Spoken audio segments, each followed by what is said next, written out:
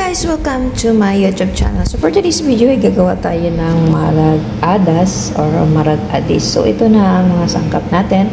Meron tayong garlic dito tsaka onion para igisa natin. At so yan, meron tayong bell pepper na green, tsaka meron tayong tomato. Ito ay kusa, carrots, at tsaka meron tayong slice na tomato. At meron tayong black lemon. So, ayun, ay gigisahin na natin.